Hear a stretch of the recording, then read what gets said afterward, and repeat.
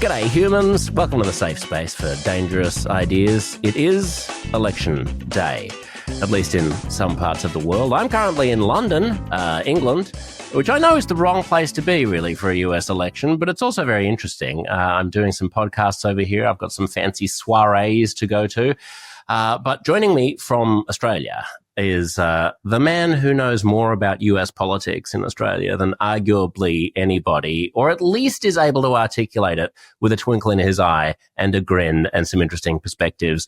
You've heard him here on the show before. Chaz Licciardello, thanks for joining us on this August of days. Hello, Josh. This is also not the place to be on American Election Day, but you're even further away. Good. Yeah, that's right. I got about probably 80% of the way to Washington from Sydney, so I'm doing pretty well. I mean, you can practically swim the Atlantic, so I'm good. What's your view from afar at the moment? What do you have to say to our American counterparts today? Well, first of all, I'm quite relaxed here. You say this is supposed to be an uncomfortable conversation. It's actually very comfortable for me. I'm quite stretched out because everyone on the ABC is currently in America except for me, the person who hosts the American politics show. So that works out quite right. Well. For people who haven't heard the last episode that you were on, and so I haven't bothered to do an entire introduction of you right now, but you have a television show called Planet America in Australia. Did it ever come up that you might go to America as an aside to do it? No. And to be honest, I'm just making jokes about it. There's been no point me being in America because the way I prepare is just by reading the internet. You can I could be in Antarctica. It doesn't matter. So that would be just a massive waste of taxpayers' money. And just for once, the ABC is not wasting their money. Yeah, no, I mean, it is that there is actually a point in a kernel of profundity in what you just said, which is that like it used to be the case that reporting was like you'd go out to the local bar and you'd do some hard reporting by talking to people and you'd find out about local corruption and someone would know something about some, local member who was doing something wrong. But now that everything's online, it is just like what stupid viral thing has caught everybody's attention that is potentially going to swing 20,000 soccer mums in Pennsylvania to vote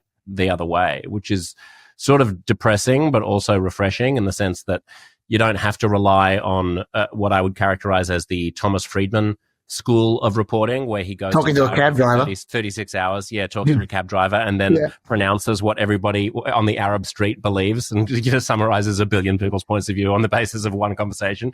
Tell me, on the basis of your analysis from afar, spaceman standing on planet Moon Australia, looking back at the United States, where are we?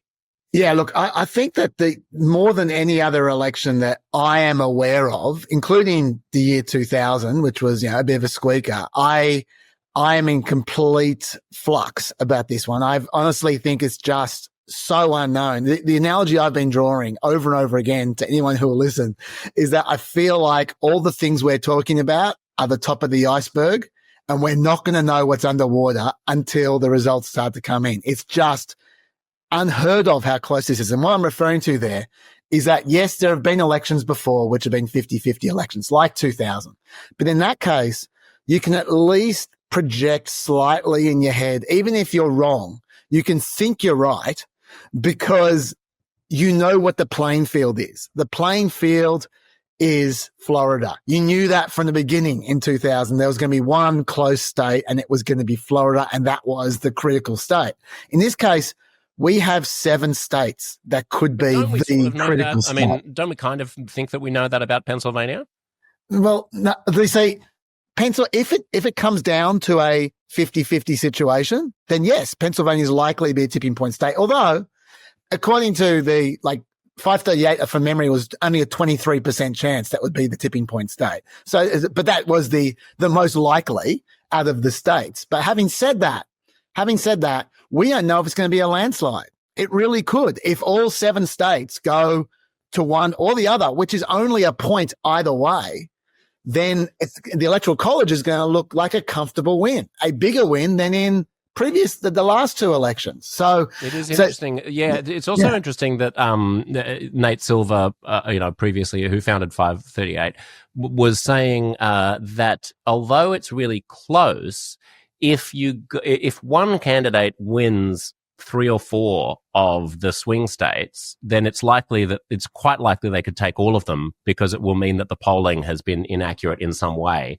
And even if they're only 0.5% further ahead than the polls were picking up, he gave it, I think it was a 40% chance that one candidate would take all 7 swing states, either of those candidates. So if people, if it ends up being an electoral college quote unquote landslide, everyone's going to be like, oh, the polls were wrong again. And he's saying, well, actually, just to get ahead of you, that won't mean the polls were wrong. It will just mean that they were, predictably close in a predictably inaccurate way.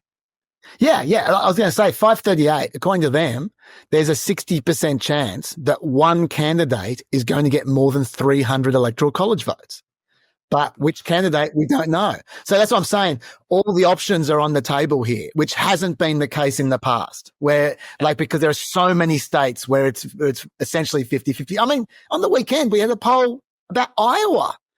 Where Harris was ahead in Iowa. And now if Harris now I don't think there's a much chance of Harris winning Iowa, but if Harris did win Iowa, that would be a massive landslide. So there is so much uncertainty, more uncertainty than I've ever seen before in an American election. So the main thing that I'd like to focus with you on today is sort of how we've been covering this and how the campaigns have been trying to frame this and how the media has reported on this and kind of what the big stakes are, because any talk about the horse race is going to become instantaneously out of date within 12 hours or so. Right. But hopefully this will still be useful for people to listen back to after the election anyway. I mean, one thing that is forefront for me at the moment is that A, it's amazing that it's so close. B, what's been interesting to me watching the campaigns and watching the media response and watching some of the campaign ads is that a lot of this has to do with who's weird and who's not. Who's outside the mainstream and who's not. Who cares about you and who doesn't. And it's like there are these parallel tracks where it depends what metric you're using. If you're talking about policies, like traditional left versus right wing policies, then a lot of the Trump stuff seems to be you know what? It's we are the normal people. We're you listen to JD Vance talk and it's the left has gone crazy with all this woke stuff and, giving, sex change operations to illegal immigrants in prison is batshit crazy. And we're the sort of the party of fairly normal mainstream policies. And it's probably true that if you just went down a checklist of policies, that Americans are just generally center-right people who kind of sort of agree with most of the things that, Trump believes when it comes to tax cuts and not getting too entangled in foreign wars and stuff. But if you use the other metric, which is, I suppose, the Tim Walz metric of who actually is just a normal person who believes in American democracy and in the institutions that undergird it, then Kamala Harris wins the who's outside the mainstream argument. She and the Democratic Party are the party of the establishment. They are not counter-revolutionaries. They don't want to overthrow the system. They want to strengthen it. And so I guess that's sort of where I am. I think this election is a fascinating referendum on how voters will code what's normal. Who is the one who's outside the mainstream and who's not? Yeah, look, what I would say to that, I think you're right, but what I would say to that is that there are the conventional wisdom of 2 weeks, of 2 weeks' time is not going to be visible until we start getting some results in, because there actually are a lot of potential, what I call them pre-hindsights that we could talk about now, where we go, for instance, this might end up being the abortion election. We may end up in 2 days' time go, oh my God, women turned out, especially white women turned out in greater numbers than we could ever possibly imagine and swept Kamala Harris to victory, in which case all people will talk about in 2 weeks' time will be abortion. It could be the election where the Republicans finally made ground on the non-white voter. And that might be all we talk about in 2 weeks. Donald Trump won because he finally He finally cracked open 10, 15% of the black vote extra than Republicans have ever done before. And what we're seeing is a realignment where the non-white working class is joining the white working class as becoming a Republican constituency. That may be what we're talking about in 2 weeks. We're just not going to know until we see those exit polls. Like it's right now, it's just too uncertain. But to address your point, I think what we have is we have two candidates here who are particularly unideological, especially for recent times in politics. Donald Trump has no ideology at all. He says whatever he thinks is going to be popular, right? The guy doesn't believe in anything he says other than I don't like immigrants. That's the only thing. And I like tariffs. They're the only two things he believes in.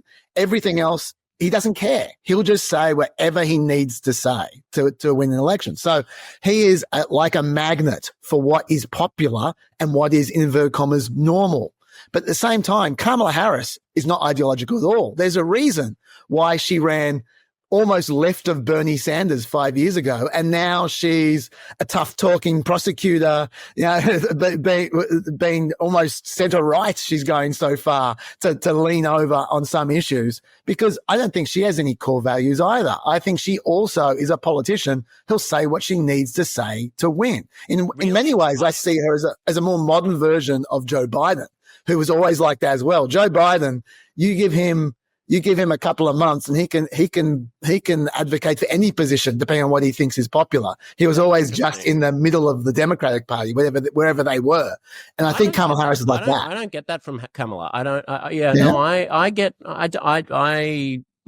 read her a bit differently than you do. I get more of a Hillary Clinton, Bill Clinton vibe where, yes, there's a kind of a surface pragmatism where she'll do whatever she has to get elected, but there's like a core set of quite progressive beliefs that she wants to enact. I mean, she's certainly not as transactional and unideological as Donald Trump. And I think the concern about what her ideology actually is fueling a lot of the hand-wringing on the right and even on the center right about, like, is she actually a Manchurian candidate who's going to get in and do all of the things that she probably deep down thinks should be done,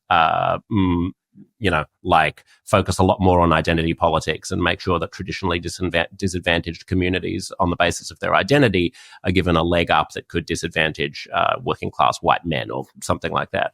But I mean, jump in on that. No, I was going to say, you may be right about that. We'll find out. If she becomes president, we'll know pretty quickly. I feel like the fact that she's been consistently in her entire career so unwilling to actually speak about policy at any point in time. And when she does talk about policy, she talks in sound bites, suggests to me that she doesn't actually believe any of it. But having said that, I might be wrong. But what I'm saying is that regardless of what you believe, the way she is campaigning is she's campaigning to say what she needs to say. And yes, what that means is a liability, isn't it? I mean, that in itself leaves her open to the accusation that she has no values and has no principles and has no, it just says what she needs to get elected. Sure. I mean, that does leave her open to that, but I'm not criticizing that because politicians have done that for as long as they've been politicians, and it often works. So I'm not actually criticizing her. What I'm saying is, to your point about what's normal and who's not, who's weird and who's not, is what we've got two politicians who are trying to be the middle ground. They're trying to be the normal, right? But the difference is one of them is a white man, a white old man, and he's trying to be normal for a man. And she is a non-white, less old woman, and she's trying to be normal for a woman. And so what you've got is this super gendered election where Donald Trump does represent the norm for the group that he's going for, absolutely represents them, and he speaks for them, but they're not the whole country. They are essentially men. And Kamala Harris is representing the norm for who she's speaking for, and they are essentially women. And we are going to have, I think, the most gendered election possibly in American history as a result. So it's not going to be who's most normal. It's going to be who turns out more of the side that they are normal for. that determines this election, I think. I mean, you are like, that's a very good insight. It also, though, aligns itself with only one of the two metrics of normality that I was just articulating, which is basically a policy one, because there's this other parallel track of normality, which is respect for American institutions, on which, and on that track, you know, you don't have to be a woman, you don't even have to be a lefty to find Donald Trump beyond the pale. And, you know, there are plenty of center-right people. David Frum's coming up on the podcast soon. You know, wow. These very you don't have to say wow. He's been on the show before. I had dinner at his house, Chaz. I mean, when you roll in the elite circles that I do, you know, a Frum is a mere bagatelle. But you should be in America. There are people like him, you know, who would never contemplate voting for Donald Trump because of what he represents as being essentially a counter-revolutionary. And so normal is not in the lexicon of somebody who behaves towards the military and towards elections and towards democratic institutions the way Donald Trump does.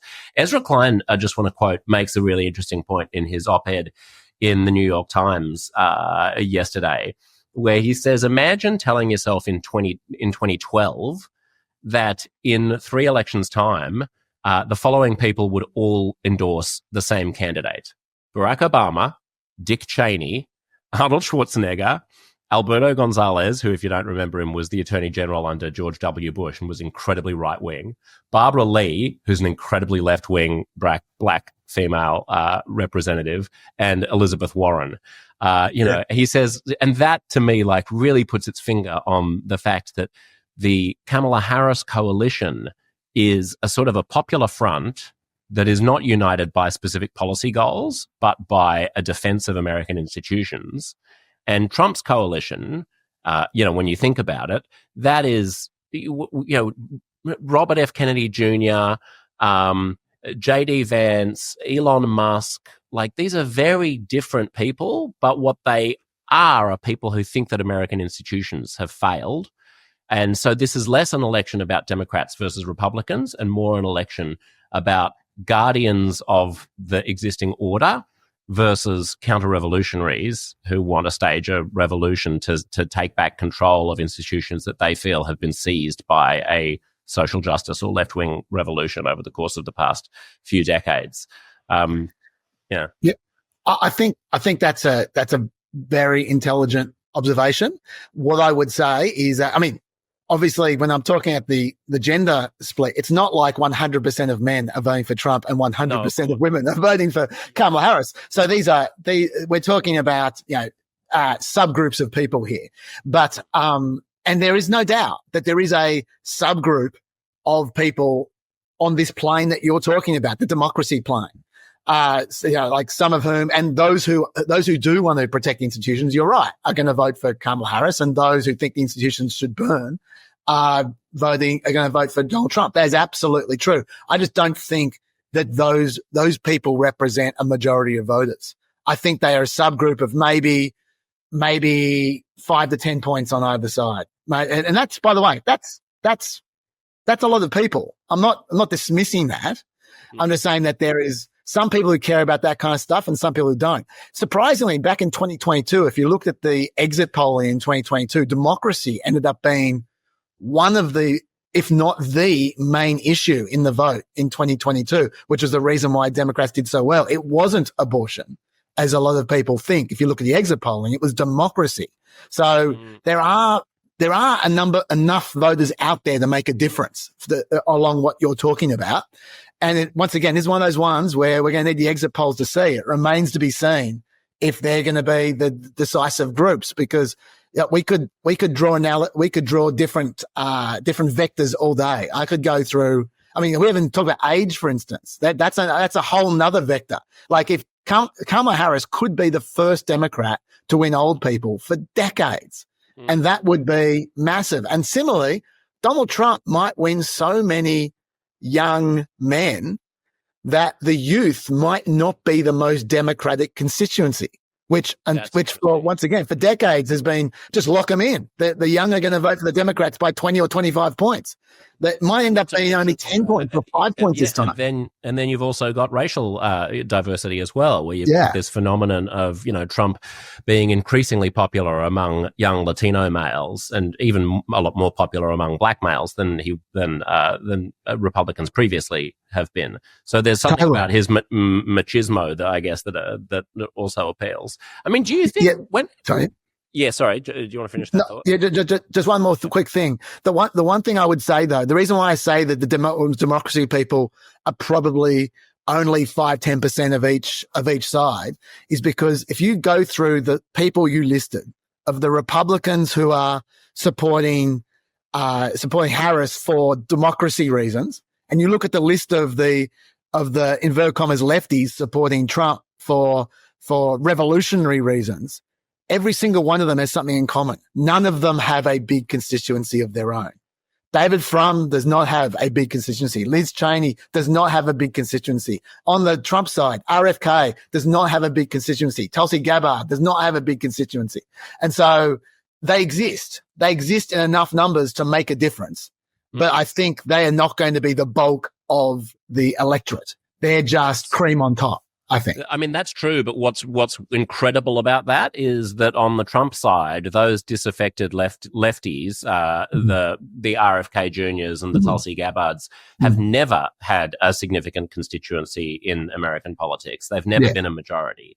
But on the other side, the David Frums were. Up until 3 minutes ago in political time, the George H.W. Bush establishment Republican Party, the party of Eisenhower and Reagan, that was the Frum party. And it's this insurgency, this kind of populist insurgency that's happened under Donald Trump that has been just a total geopolitical earthquake in the United States. And it's going to be really interesting in coming decades to see what happens to it and to what extent it outlives the man. That's absolutely the case. The Republican Party left them. And whether the Republican Party comes back to them will remain to be seen. Yeah. And presumably that'll depend on what kind of hybrid model the next incarnation, the next leader of the Republican Party can invoke. Is it going to be is it going to be a Kanye or an Elon or a Tucker Carlson, which goes further down that track? Or are you going to be able to find some shrewd sort of, I guess in Australian terms, it would be like a John Howard, who's able to sort of cherry pick some of the dog whistles of the far right in order to denude it of its power and incorporate it into the mainstream, but still keep the establishment as the overarching, theme. And Chaz, do you think that when we do the autopsy of these elections, sometimes there's an overreading into them with the benefit of hindsight? Like I sometimes feel like, things will go one way, sometimes sort of by accident. And then the media and all the analysts will get together and read the tea leaves and talk about what a phenomenon it is, or like the nation rejects, Prime Minister so-and-so, soundly. But what actually happened was that a bunch of people got up in the morning and scratched their bums and brushed their teeth and went to the polls and might have been quite apathetic about it one way or another. I'm not thinking specifically about this election because I think passions are very high on this election, but I'm thinking of other elections where there's been a significant swing, for example, and the media treats the nation as if it has a soul of its own and a way of thinking of its own, and doesn't sort of give enough credence, I suppose, to the arbitrariness of it all. Even with the first Trump win, it was like, where is America's head at? Well, I don't know. You could easily have had just, one thing could have gone differently a week before, and James Comey might have just got up and made the decision not to, release the reinvestigation of Hillary. It would have gone the other way, and nobody would have thought twice about it. So, after this election, when our listeners are reading commentary about it, I would sort of caution them to be somewhat skeptical about whatever the result is. But how do you think about that as someone who is in the business of doing that in that tea leaf reading?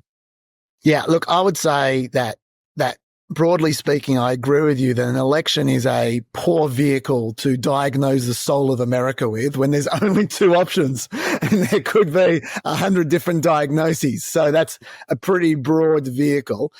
In terms of also actually trying to suss out what the election says anyway. And I should also say, remember, when you talk about America, the ocean of people who are non-voters kind of dwarfs the people who are voters for any particular reason, one way or another. There's always that massive 40% of people who don't give a shit.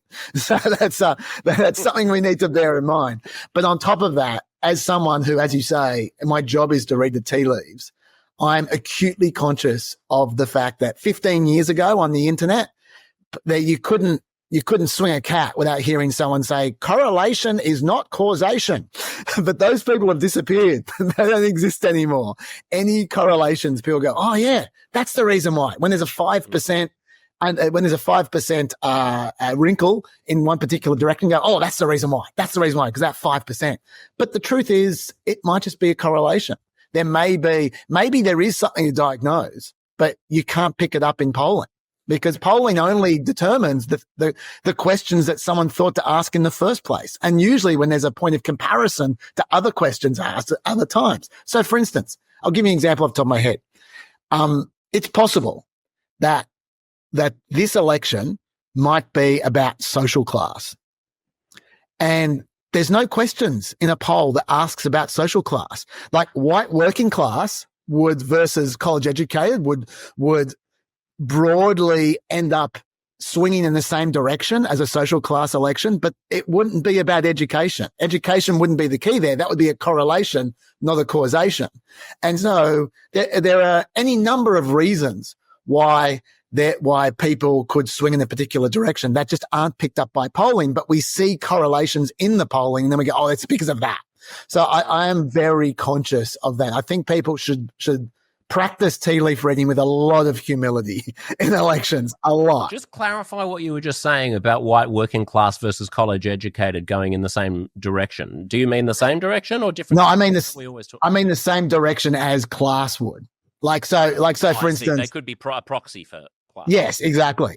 So if we have a situation where Donald Trump gets a surprisingly large number of working class votes, especially non-white working class votes, and Kamala Harris gets a surprisingly high number of college-educated votes, especially white college-educated votes, people might be tempted to say, "Oh, this is all about education." This election. I see.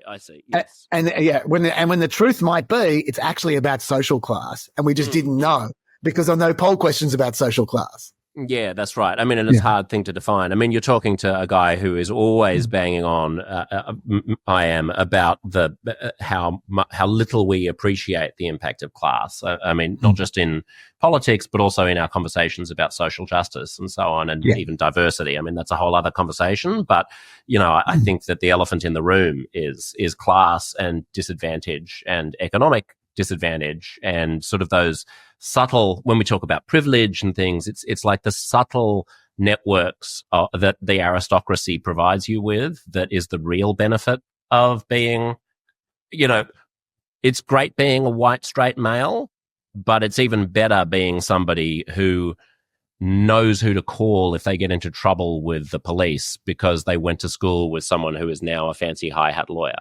Yeah. Josh, when you want to have that conversation, get me back on because this is my area as well. I'm strongly of the view that the last 10 years is the story of America moving from a largely classless society to a class-based society.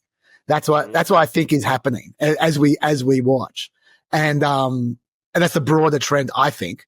And I feel that acutely because I am a member of I am one of those people who is, you might call a class trader.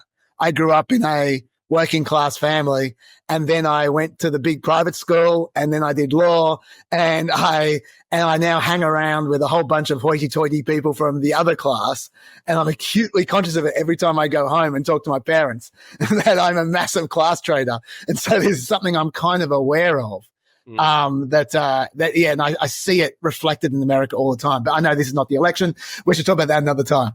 Yeah, fascinating. Okay, let's do it for sure. Let's talk about some of the way that the media has been covering this and the way the campaigns are covering themselves, because I don't think it has been a great election in terms of our ability to understand what's going on and what the stakes are. I mean, the first example of just, I thought, appalling overreach and miscomprehension on both sides was Tony Hinchcliffe's stand-up routine at Madison Square Garden, where he made an off-color joke about Puerto Rico, and all of a sudden, like, I don't get it, because it wasn't just the extreme left that started going in as if this was evidence of the Trump campaign being fascists and racists, but it was like, even, I mean, I want to play the joke, which everybody, I presume, by now has heard. So let's have a listen to this. It's wild. And these Latinos, they love making babies too. Just know that. They do. They do. There's no pulling out. They don't do that. They come inside, just like they did to our country. Republicans are the party with a good sense of humor. Free speech is under attack, people. I host a show, and each week I get updates what words we're allowed to use and not use anymore. It's happening right now the past few years. It's a real thing. And, used to be able to tell people to Google stuff. My mom's a boomer in the state of Ohio, and there's no convincing her of anything. She's eating the cats. She's eating the dogs. They're eating the pets up there. It is absolutely wild times. It really, really is. And, there's a lot going on. Like, I don't know if you guys know this, but there's literally a floating island of garbage in the middle of the ocean right now. Yeah. I think it's called Puerto Rico. Okay. All right. Okay. We're getting there. Again, normally I don't follow the national anthem, everybody. This isn't exactly a perfect comedy setup. There's some people here. All right. Very good. Then listen to President Biden's reaction to the joke. And just the other day, a speaker at his rally called Puerto Rico a floating island of garbage. Well, let me tell you something. I don't know the Puerto Rican that I know, or Puerto Rico where I'm in my home state of Delaware. They're good, decent, honorable people. The only garbage I see floating out there is his supporters. His demonization is seen as unconscionable. Now, after Joe Biden said that, his campaign released a clarification saying that he wasn't saying that the Trump supporters were garbage, that in actual fact he was saying that people who call them garbage were garbage, or something like that, or like that it was absolutely total. It was like, don't trust your lying eyes, or ears, just trust what we're telling you. And I thought I would get some sanity even from establishments that I normally trust, like The Daily, which is the podcast of the New York Times. Their reaction podcast, just have a listen to this. And it was a series of people, and it started with a comedian who made a series of beyond off-color remarks, just pure racism. And this is a person speaking at an event that the Trump campaign has billed as one of the most important, on the middle of the stage with Trump's name on it, making jokes about Puerto Rico. Let's play, actually, from this comedian. Okay. Even the audience seems to recognize, you can hear it, that this has gone too far. Right. And from that point, it was a series of speakers who made a number of off-color and racist, sometimes misogynistic comments. Tucker Carlson got up there and made a couple, I guess they were supposed to be cracks, but they were fairly racist cracks about Harris's race and gender. Can we just play that? Because I think hearing all this collectively is what gives it its power. This is what Tucker Carlson said about the vice president, the Democratic nominee. It's going to be pretty hard to look at us and say, you know what? Kamala Harris, she got 85 million votes because she's just so impressive. As the first Samoan, Malaysian, low IQ, former California prosecutor ever to be elected president, it was just a groundswell of popular support. What is he doing? Being racist. He's manufacturing racial identity. Yes. Yeah, yes. I also think for sport. Yeah. So I listened to that, and I think people are not understanding what comedy is. They're not understanding, like, I think it was a bad joke because it wasn't a bad joke. It wasn't a good joke, and like it wasn't very funny, and it didn't get a laugh in the room. And he was bombing. If you watch the whole thing, he was really bombing in the first half of the set. He's a nightclub comedian. He normally performs to people who are drunk late at night. This is like a 9-hour long, festival event with political blowhards. And the idea that you can tell a joke and inhabit a kind of swaggering white guy persona where part of the gag is how dumb you would have to be to actually believe the thing that's being said. Like, part of Tony's shtick is he's an insult comic, so he does stuff which is intentionally provocative, and he kind of makes fun of, like, here I am, this, like, privileged douchebag white guy who says shit like this. It's no more... like, people are taking it as if... People took it as if it was literally an attempt to claim that Puerto Rico is garbage, which is no truer than to say that if I say, oh, I screwed your mum last night, that I'm actually saying that I screwed your mum last night, or even offending your mum. Like, we all understand in context that when I say I screwed your mum last night, what I'm actually saying is I disrespect you and I'm better than you and you're nothing. It's not about me screwing your mum. And similarly, the Puerto Rico gag is a gag about status. It's a gag about kind of racial power. It's a gag about the dysfunction of, Puerto Rico. It's like, I don't know. I was disappointed that there weren't more people saying what I'm saying, which, to his credit, Jon Stewart also kind of said on The Daily Show, which is like, it's a joke, guys. Yeah.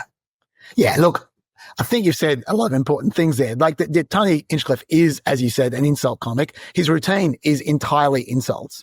Like, if you see him, he is known mostly for roast. His podcast is just a roast. His podcast is literally just get amateur stand comedians up, make fun of the way they look. That is what he does. That is what has made him famous. That is it.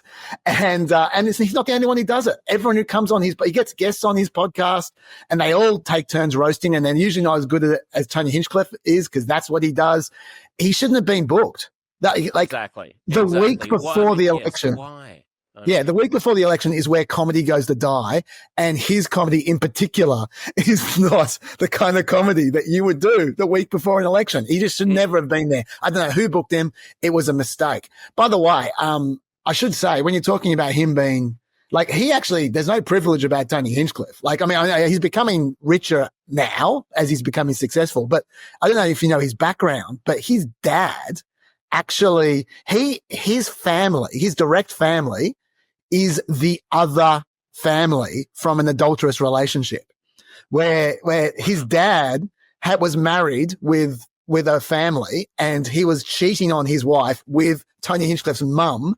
And Tony Hinchcliffe did not realize that until he was a teenager. The dad kept out for that long. So, I mean, this is not someone from a privileged background, right? Like, he's had some tough times, but having said that, that's neither here nor there. The fact is, he just shouldn't have been there, and people acting all offended it's just politics, man. It's just no one there. I mean, it's also politics that is likely to alienate swing voters who think that the left is too in a fuss about identity politics and can't take a joke, because he also made other jokes that were equally offensive that didn't scare everyone away because they didn't offend the right kinds of minority groups. Like, have a listen to this joke from the same set. When it comes to Israel and Palestine, we're all thinking the same thing. Settle your stuff already. Best out of 3. Rock, paper, scissors. You know the Palestinians are going to throw rock every time. But you also know the Jews have a hard time throwing that paper. You know what I'm saying? All right, we're having fun now. We're cooking. So if you can't see that, he's doing the make it rain money sign with his hands. So this is a joke about Jews being money hungry. Yeah. But that doesn't elicit a huge backlash because there isn't the same taboo about insulting Jews as there is about insulting people of color. Similarly, listen to this gag. What he did was so cool that Biden got COVID. Oh yeah. Go back, look at the timeline of everything again. 3 days after that. That means that Biden, he didn't get that from hanging out with sick people. He was in a sterile room in the White House, watching blood running down Trump's face as he pumps his fist. Biden's like, oh, fuck. God, no. It's true. Trump survived an assassination attempt and Biden got COVID. We vote next week. God voted 3 months ago. Well, that is offensive to religious people and to COVID survivors as well. But again, it doesn't fall along the neat kind of dynamic of like, you're punching down against people of color as a white man. And so anyone who is tempted to sort of roll their eyes and go, I don't want to vote for the party of woke is going to be more alienated from the Democrats because of the way that the left reacted specifically to that one joke about Puerto Rico. Look, that may be the case. My personal view is I don't think it really would have made much difference. I think that people who would change their mind along those lines probably already changed their mind long ago. But what I would say is that, I mean, number one, just a point about the politics. There is another difference between those jokes you just played and the Puerto Rico joke. And that is, what, is anyone going to think that Trump and the Republicans are anti-Christian? No, they're not going to think that. You're not going to lose Christian votes as a result of that joke. True. But That's true. Is someone going to think that the Republicans might not like working class Latino Puerto Ricans who just happen to live in Pennsylvania around Allentown, which is a critical swing county? Yeah, they might think that. And so the Puerto Rico joke was perfect for the political moment. It's just a pretext to try and win a couple of votes. This reaction, even on the subconscious level, I think it's a pretext, even if it's not conscious. Even if that were true, they could also try to win some Jewish votes by focusing on the raining money gag, and they could try to win some Muslim votes by focusing on how offensive it is to say that Palestinians throw rocks. I reckon the Jewish and Muslim vote is entirely determined by their view about Gaza already, if they care about those issues. Like what's been going on with Gaza and the administration's response is going to determine whether you're giving a lot of strategic credit to people who are talking on a New York Times podcast. maybe. I just think it triggers them in a way that hate it, that, you know, laughing at Jews and Arabs doesn't. Yeah, well, look, that may be the case. But let me just say one thing, like to you as a comedian, about the difference between these jokes from a comic level. And one of the reasons why I think the Puerto Rican, this has got nothing to do with New York Times podcast, but one reason why to me the Puerto Rican joke stood out in a way the other ones didn't. The other ones are about something that you would discuss at a rally. Like Tony Hinchcliffe did material, which was, I mean, it was insult comic material, so I wouldn't have had him there, but at least it was on topic for the kinds of things people might be talking about. You know, talking about Joe Biden at a political rally makes sense. Talking about the issue of Gaza at a political rally makes sense. Why is anyone talking about Puerto Rico? What's that got to do with anything? That joke came out of nowhere. It was about nothing. It referenced nothing. There was no reason for it to be. And the reason he told it, we found out in hindsight, was because that's one of his go-to jokes in his routine. He was just trying to spice up his routine, possibly because he thought he was failing. So he thought, let me go to something that works usually. He's been doing that joke for years, apparently, according to Joe Rogan. So he basically just bootstrapped something from a reliable joke from his general routine when he's just insulting everyone.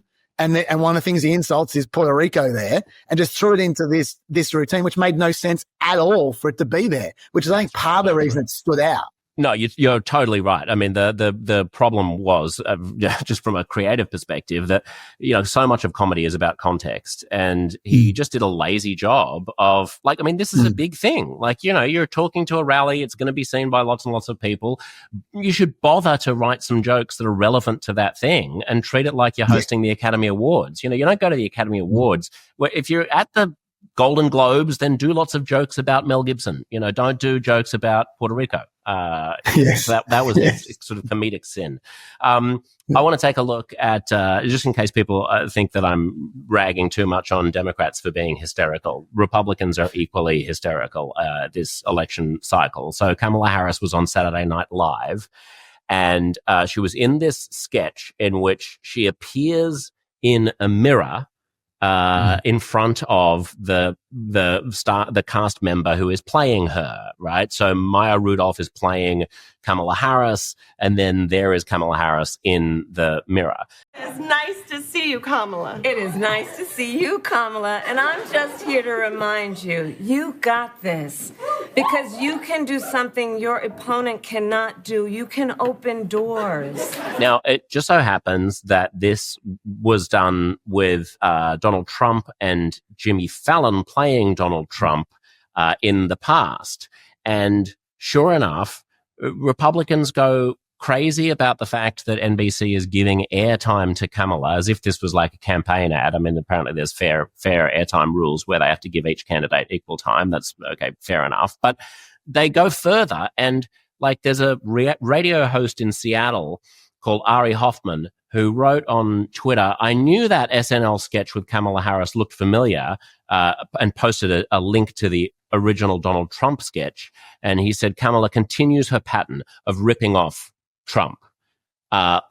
Like, as if the fact that Saturday Night Live has a long history of doing this particular sketch format with lots and lots of people, by the way. Those aren't the only two. Like, it's a gag about the way that Saturday Night Live does this thing. And Republicans are getting hysterical about the fact that they should have given equal time to Donald Trump, and he did it first. Yeah, look, I got a few things to say to that. First of all, yes, obviously Kamala Harris did not write the sketch. And in fact, Donald Trump didn't write his sketch either. I hate to break it to you. Okay. They were both performing in sketches written by someone else. Secondly, on the equal time thing, yeah, there are equal time rules, but if anyone ever challenged those equal time rules in the Supreme Court, they would be struck down because they are clearly against the First Amendment. So that's not I mean, can't you say that the airwaves that the government is giving away have a special? The government can put a condition on those airwaves. Like the equal time rule doesn't apply to cable TV, it doesn't apply to streaming. It applies to the fact that the government is allowing you to use a certain bandwidth of the airwaves. I would love to see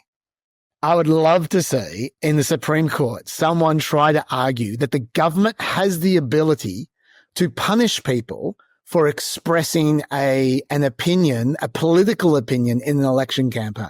That would not hold up for 1 second. I'm not saying that those rules don't exist. They do exist, but there's a lot of these kinds of rules that are enforced by custom rather than by the law. Mm-hmm. And if they were ever challenged by the law, they would fall apart immediately. And I'm telling you, that's one of them. I've been hanging around Supreme Court cases long enough to see something that Justice John Roberts would just go bang and just shoot a hole straight through the middle of. So that's what I think about those laws. But on top of, even though I think they're wonderful laws, I just don't think they'll hold up under the First Amendment. But the other thing is that if you want to demonstrate that Republicans can get hysterical in a stupid way as well, you just gave a good example, but you didn't even need to go to the Saturday Night Live. I mean, all you need to do was just go back to garbage and take a trip one day forward past Joe Biden's gaffe, and the Republicans and Donald Trump's there dressed in a garbage man's uniform, trying to desperately open the door of a garbage truck, and people are acting they're acting genuinely offended, as if their soul has been wounded. Like Charlie Kirk was literally, he's a Republican activist for those who don't know, was literally tweeting out that this was that this was the kind of thing that caused the worst atrocities of the 20th century and the elimination of whole peoples. It was just ridiculous how over the top they were being. Now, and once again, for the same reason as the left were being ridiculous about the joke, it's obviously 4 days before an election campaign. They're desperados. They're going to take whatever they can get and run as hard as they possibly can. Yeah. It's just the nature of politics. I mean, yes. And talking about like, if you go to like foxnews.com versus nytimes.com, you can see two completely different worlds at the moment. It's like, in terms of preciousness and hand-wringing, foxnews.com, at the time that we're speaking, has as its largest photograph on the front page a picture of Will Ferrell with the headline, "Critics rip Will Ferrell after he jokingly threatens to hold voters, quote unquote, responsible in Harris' ad. So he's done this ad where he says, don't think that your vote doesn't count. It counts, Gary, and keeps talking to the viewer as if the viewer's name is Gary. And like, there's an article on Fox News that says, in fact, why don't we just listen to the ad? Here's Will Ferrell in a Kamala Harris ad. This election is going to be one of the closest in history. Your vote will make the difference. That means you, Gary. Oh, blah, blah, blah. I'm just one person. No, shut the up, Gary. Last time, only a few thousand votes kept Trump out of office. And this time, we will hold you personally responsible, Gary. Don't forget to vote, Gary. So that's that. Now, the Fox News interpretation of this is to write, and I quote, critics took to X telling the actor to stick to comedy and stay out of politics. Quote, Democrats have now resorted to physically threatening people to vote for Kamala. Will Ferrell should have stuck to comedy. This isn't funny at all, one user wrote. Another person saying, Will Ferrell is making it real tough for me to watch Elf this season. Now, firstly, Chaz, I would say any article that is based around the fact that the journalist has been able to find people angry on Twitter is not news. But like the idea that they would even give any credence to the notion that this is like threatening people, or that this is contributing to like the coarsening of American politics, let alone getting close to political violence, let alone bothering to put it as the largest feature on foxnews.com. It's like, guys, what kind of planet are we living in? And on like New York Times, I open the app and the main article is a vivid Trump-Harris contrast in the campaign's grueling final days. And the subtitle is, as the weekend ended, Kamala Harris visited a Detroit church, and Donald Trump, appearing in Pennsylvania, suggested he wouldn't mind if journalists were shot. Now, he wouldn't mind if journalists were shot? I thought, oh my goodness, that sounds absolutely horrendous. But what he said was, he pointed at the bulletproof glass around him and said, I have this piece of glass here, but all we have really over here is the fake news, because the journalists were in the pen behind the bulletproof glass as well. And he said, and to get to me, somebody would have to shoot through the fake news, and I don't mind that so much. That was what he said. And it's a headline in the New York Times. Like their subtitle of their main headline the day before the election is that Donald Trump suggested he wouldn't mind if journalists were shot. The next headline is Trump, increasingly dark and dour, says he shouldn't have left the White House. It says, and the subtitle is Donald Trump, who sought to overturn his 2020 election loss, also called the Democratic Party demonic, as he gave a speech to supporters in Pennsylvania. That's the second most important article in the New York Times about how he says he shouldn't have left the White House. What he actually said was, and I quote, we had the safest border in the history of our country the day that I left. I shouldn't have left. I mean, honestly, we did so well. We had such a great, and then he stopped talking. The next article is Harris offers forward-looking vision during final Michigan rally. Like, is there any pretense anymore about just like focusing on what matters and trying to get the public to think about issues in a rational way? Or is it just like my side, your side? I think that train left the station a long time ago, Josh. Okay, look, I have a few things to say about this. The first thing is, on the Fox News stuff, anyone who is voting for Donald Trump has no right to be offended by any language whatsoever under any circumstances. Let's just be clear about that, okay? He's established a track record for a decade now about lowering the bar on rhetoric, and we need to be honest about that. That's the first thing. The second thing is, let's acknowledge where we are at the moment. Right now in the cycle, we are in the slow news part of the cycle. When there's 3 days left to go before the election, there isn't much. There's no new advertising at this point in time. The campaigns are starting to wind down. They might have one big rally or something left, but usually at this point in time, it's too late to change minds, and they've kind of given up. So at this point in time, it's just everyone's on edge about the election. They're most partisan. They most want to read about the election right now, and there's no news And so the news papers and the news outlets are just reaching for anything to give content for people to read. So that's where we're at the moment. So that does explain some of that. But to your broader point, my God, we have not had a less policy-rich election campaign in my memory than we have in this one. Forget about right now. Anytime. I mean, how often have you seen discussions about, for instance, the ins and outs of tariff policy? Like if Donald Trump wins the election, those tariffs are going to happen. This is not something like with Kamala Harris's promises, which involve Congress. Right. You don't need Congress to pass tariffs. They're going to happen. And that alone, just the tariffs alone can completely change the American economy and America for the next however long. That is a massive, massive policy, and they've been barely discussed at all. Now, if I was running a newspaper, I would be talking about them constantly, and especially just before the election. There are potential positives, but there are some serious potential negatives. Yeah. Never mind the deportations, which Trump can also do.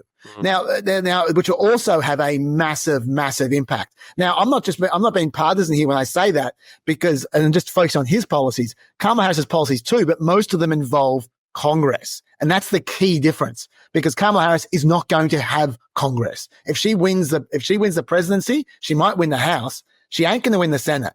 So she's not going to be able to do most of what she's promising.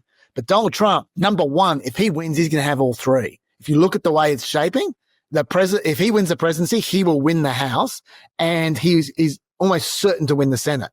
So he's going to have all three. So he can do, short of the filibuster influencing things, he can do pretty much anything he wants. But even if the filibuster does get in the way, and he doesn't get rid of it, and I think he probably would get rid of it if it did get in the way, even if it does get in the way, he can still have the deportations and tariffs. They will be happening courtesy of him unilaterally, and it is absolutely malpractice that we have not been speaking about that more during this election campaign. True. If only because my mortgage repayments will probably go up if Donald Trump gets in. Honestly, I mean, they will, because they will. The Harris campaign should have been saying all along is, if you put a significant increase in costs of imports, then things will get more expensive, and when things get more expensive, the Federal Reserve tries to counteract inflation by raising interest rates. And when America raises interest rates, the rest of the world has to raise interest rates to remain competitive.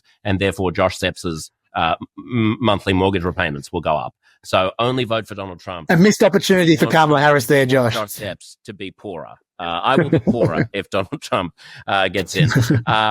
Let's wrap by listening to a couple of, or watching, if you're watching this on YouTube, one ad from each campaign, just to see how they've been doing things. Let's start with a Kamala Harris ad.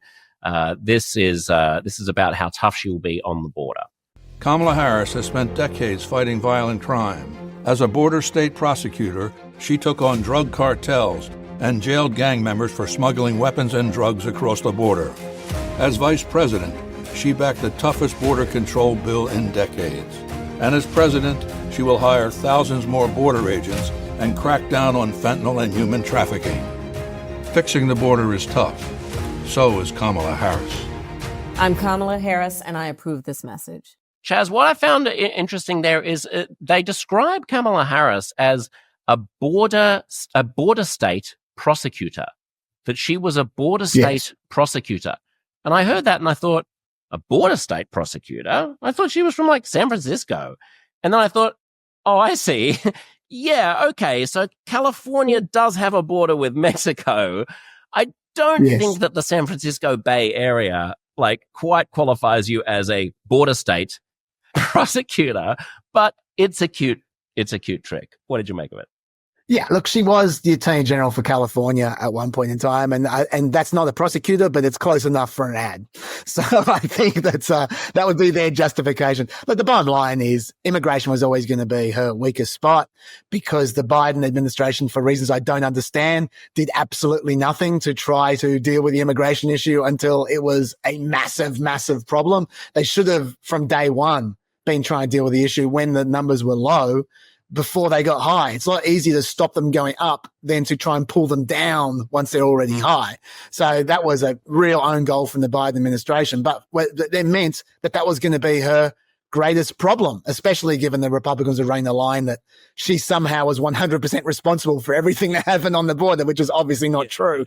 But I think the only way she could respond was the way she did, which was to try and out-tough them and use the fact that she was, inverted commas, a prosecutor to try and do that, her real life experience. I think that was a smart way to approach it, but she's just trying to stanch the bleeding there. It was a tough issue for her. And now I want to take a look at a Trump ad, which I think is truly disgusting. It involves clips that they've taken from Charlamagne the God, who is a really clever and thoughtful guy who is supporting Kamala. He has a radio show, a musician, and he had reacted on his YouTube show to these claims about Kamala Harris supposedly having supported, not supposedly, she did support a policy which would have, permitted illegal immigrants in detention to get sex change operations. But the Trump campaign has pulled his grabs for one of their ads, and he is now trying to get them to stop using his image in their ads. But this is what the ad looks like. Kamala supports taxpayer-funded sex changes for prisoners. Surgery. For prisoners. For prisoners. Every transgender inmate in the prison system would have access. Hell no, I don't want my taxpayer dollars going to that. Kamala supports transgender sex changes in jail with our money. Kamala even supports letting biological men compete against our girls in their sports. Kamala is for they, them. President Trump is for you. I'm Donald J. Trump, and I approve this message. Chaz, this is I hope the end point of like a disgusting trend that I've been warning about for years, which, at the risk of blaming the victim, I think has partly been fermented by the most extreme kind of university educated, gender theories people who have kind of shoved down everyone's throats ideas about gender and disputing biological sex that have gone so far that they have created a predictable backlash. But the way that this is now being done is so ugly, so demeaning, that I find it sickening, and I find it sickening that it'll probably work. Yeah, look, it's super grubby, and let me emphasize why it's, well, actually, before I talk about why it's grubby, let me just put a few facts down about that ad, which is the first thing you need to understand is that the law is that prisoners should be able to get sex change operations paid for in prison. That's the law. That's a federal court ruling that needs to be followed. If Donald Trump becomes president, he will need to follow that as well. That's the first thing. The second thing is a lot of people don't know how that became law. How that became law was in California. There's some prisoners sued for that right. And guess who opposed them in court? It was Kamala Harris as the Attorney General for California. And she lost the court case in California. And then there was a federal case and they lost the case federally. I'm not saying that she was against those operations when she was the Attorney General, but she represented the California on the other side of that argument. Picturing her own coalition by making her seem anti-trans. Well, that clip that they're playing there is from 6 years later, from 2019, when the law has already changed. She and the politics have changed as well, and she's trying to catch up with it in that clip in 2019. But just to be clear, Donald Trump would never tell you that. But yeah, originally she was on the other side of that argument. Okay, at least legally. I'm going to let you go, and I have to go as well. I've got an event tonight in London. I would just my final words, and I'll give you final words to our American viewers as well. But my final words would just be. There's another article in the New York Times that is worth being mindful of, which is that James O'Keefe, the sort of prankster who tries to do gotcha clips against the left, has been recruiting election workers to secretly record at the polls. It says Mr. O'Keefe has sought volunteers willing to wear hidden cameras and hunt for voting problems. Dozens of election judges and poll monitors responded, records show. So what you should expect in the wake of this election is a lot of stuff online that purports to be evidence of election fraud. We know that there are going to be cherry-picked things that try to sow discontent and confusion. Don't get your information from social media. We know from the last podcast that I did with another great Australian-American watcher, Matt Bevan, which you should listen to if you haven't already, which came out, I think it's the third to last episode, about all of the ways, the very detailed ways in which the Trump campaign has plans to essentially declare victory at whatever moment Trump looks like he's ahead, and then say that anything else is election meddling as the vote changes thereafter. So just be aware that it's coming. The confusion is intentional. The disputing is intentional. A lot of it is nefarious. So go vote, rise above it, go to sleep for 72 hours, and then wake up post-hibernation and see what's going on. But don't assume that the blow by blow is reality.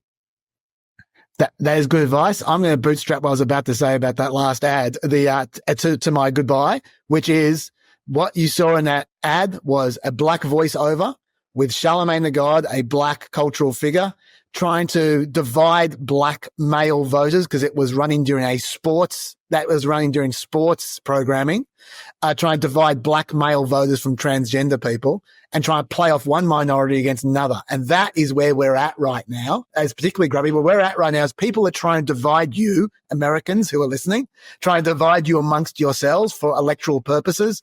Don't fall for it. They are doing this for a reason, and it's not a good reason. You just need to take a breath, realize this is all bullshit, trying to favor one side or another, and just basically just for the next month, just show a lot of grace, because there's going to be a lot of people trying to take advantage of your bad will to sick other Americans, and that's not the way forward. So just show as much grace and tolerance as you possibly can. Hold your breath. It'll be okay. Just get through the bullshit and it'll all be fine. Guys, Licciardello, happy election. Thank you. Thank you. Same to you, Josh.